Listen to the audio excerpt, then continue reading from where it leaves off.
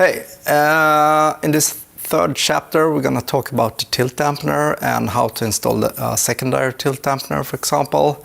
I was going to talk you a little bit about the tilt dampener that's already set up on the black arm first. We had some questions about guys asking what to do basically if their gimbal hits the bone.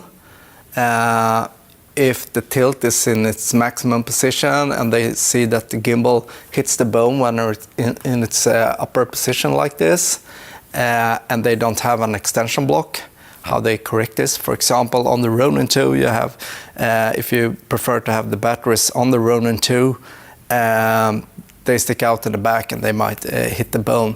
An easy way to fix this is to check the angle you have on the tilt dampener like this. It's blocked by this end stop up here. So by shifting the position of the dampener itself on this cylinder grip, I can effectively stop the max angle I get. So if I slide this up a little bit, if I tilt now, it's gonna stop in a much tighter angle than its default position. So that's just a quick tip if you wanna check your tilt dampener to limit any kind of motion. You just change the position of the dampener itself along the piston here, so you can slide it back and forth just like so, and then you check. Like now I overdid it and it crashes in here, then I slide it up a little bit, for example. So this is how you limit it. That's just a quick tip. Now let's move over to installing the second tilt dampener. This is very important.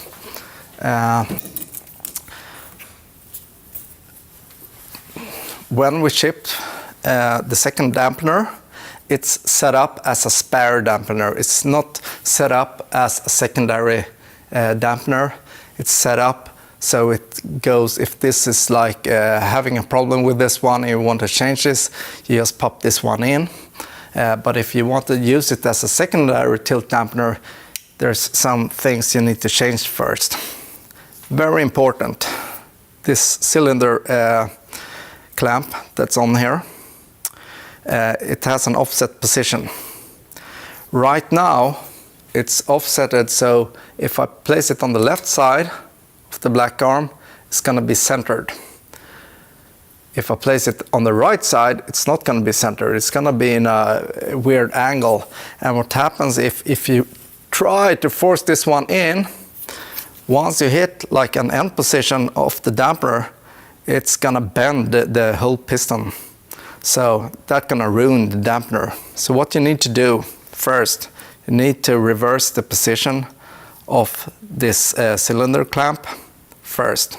And by doing this, you undo the M6 like so, and you slide this one out, you reverse it, and you slide it in. And then you lock it again. So in this position, it's now in a correct position to be installed on the right side of the dampener. So basically, you want this ball joint to be on the innermost side where the grip is here on the black arm itself. Next important thing, for the tilt dampener, you have 2 hexagon shafts and you have a 2mm spacer. If you're unsure which shaft goes where, just check this on the black arm you already have. You just place the hexagon shaft on the one you already have installed, and you judge by eye and you're like, yep, this is the correct shaft. You check this one as well. Does it make sense? This one goes here? Yes, it does. This is the correct shaft up here. The longer one goes up here, the shorter one goes down here. You also have 2 much longer hexagon shafts. Those are for the roll.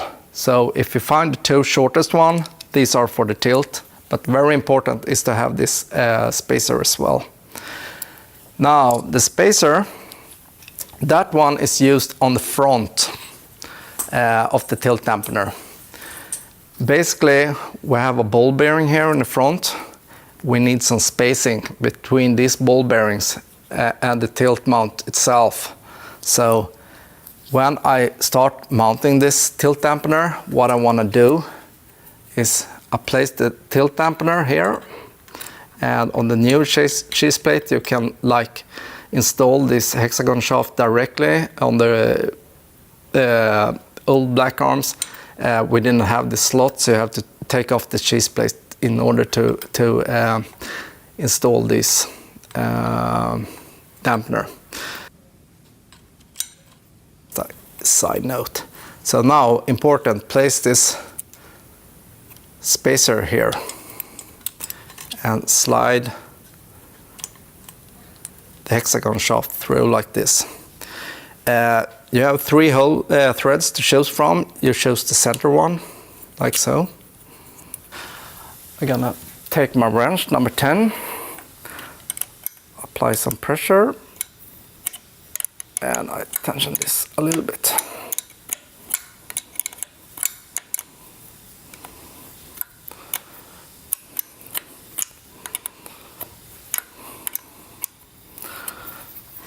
Just a little bit like so for now. Now, before I attach this ball joint into the black arm, I want to check one thing. The ball joint itself has a little bit of locking glue on it. This is to prevent from some play in the ball joint itself. But you don't want to have this like overly locked. So what you can do is place just an Allen key in between and check that it freely moves around, like so.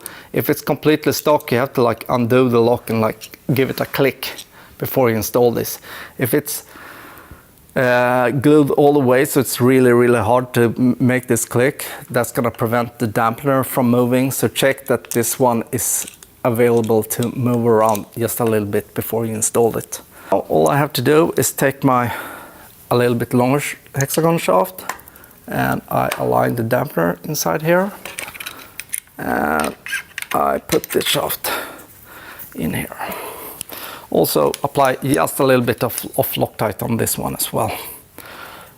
When you add Loctite to these, don't overdo it, because it's going to be quite hard to get those out. They're already nicely fitted as is, so you only need a little bit mild Loctite on these guys to prevent them from coming out. But if you overdo it, it's a big pain to get these out. So now I lock this one down.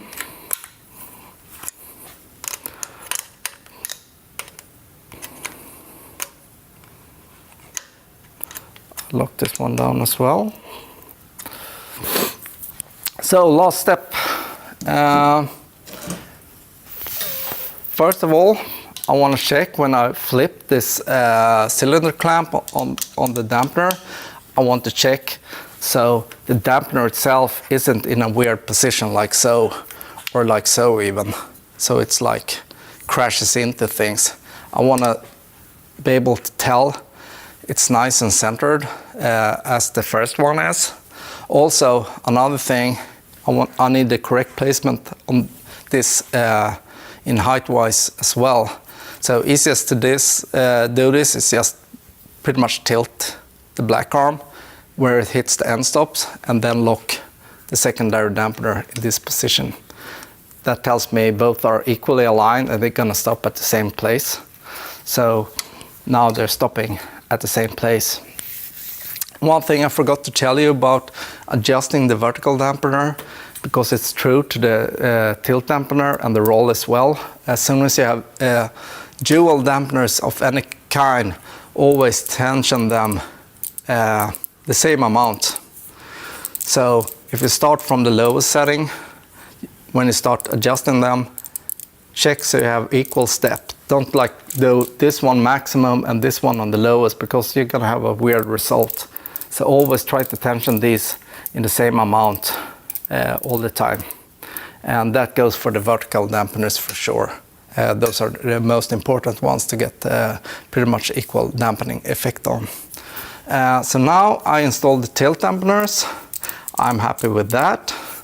I double checked that everything is aligned in the correct way by tilting back and forth. I see no wiggle, I see no weird movement happening. If you see a weird movement, that's either the cylinder clamp is locked in the wrong position or something else is going on. And if it starts to wiggle that much, pretty much this tells the piston gonna be bent when you hit the end stop. So be checked that these are nicely aligned all the way through. It's gonna get you up and running. Last chapter, I'm gonna talk about installing the last dampener. That's gonna be the secondary roll dampener. But this is it for now. Thanks.